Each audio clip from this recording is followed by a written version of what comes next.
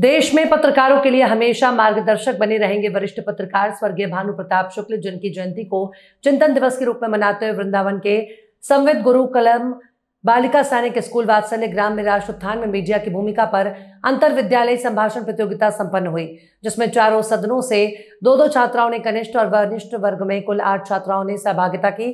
निर्णायक मंडल में KR महाविद्यालय से डॉक्टर संजीव श्रीवास्तव की उपस्थिति रही। प्रतिभागियों ने बढ़ चढ़कर भाग लिया और देश के प्रति मीडिया की भूमिका का विभिन्न प्रकार से उल्लेख किया।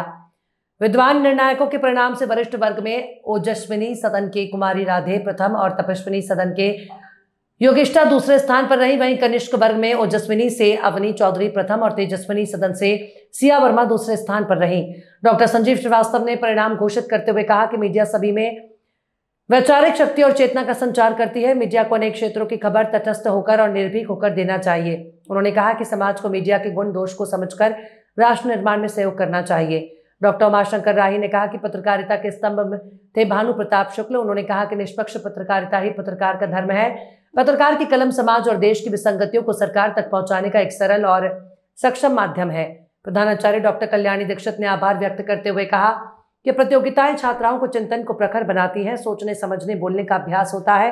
प्रतियोगिताएं छात्राओं से आत्मविश्वास पैदा करती हैं। एवं कार्यपालिका के कार्यों को देखने के लिए मीडिया को चौथे स्तंभ की उपाधि दी गई है।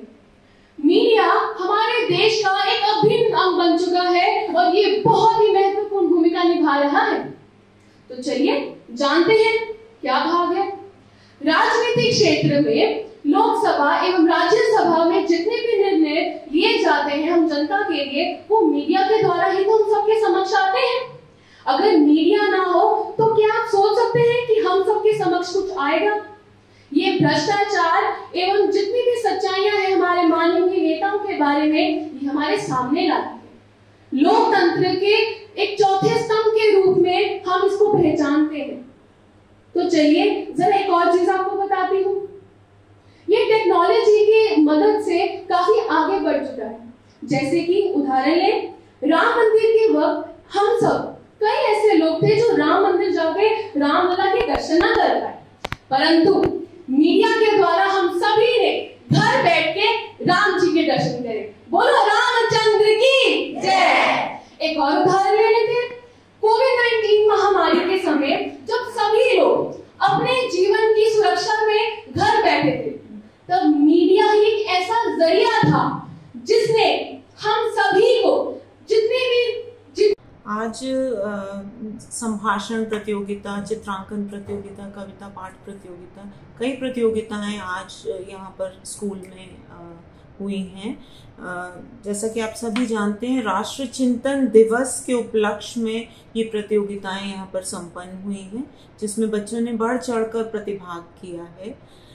संविद गुरुकुलम गर्ल्स सैनिक स्कूल राष्ट्र चिंतन दिवस को बहुत ही हर्ष उल्लास से मनाता है। ये भानु प्रताप शुक्ल जी के जयंती के रूप में राष्ट्र चिंतन दिवस के नाम से मनाया जाता है हमारे विद्यालय में।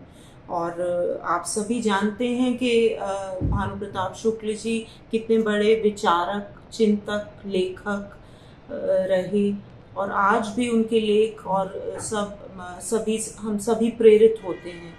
और पूज्य दीदी माँ जी के मानस पुत्र भानु प्रताप शुक्ल जी बहुत ही बड़े व्यक्तित्व थे और चिंतक थे, और इसीलिए हम राष्ट्र चिंतन दिवस के रूप में इस दिवस को मनाते हैं। और उसी विषय को लेकर आज ये सभी प्रतियोगिताएं यहाँ हुई हैं।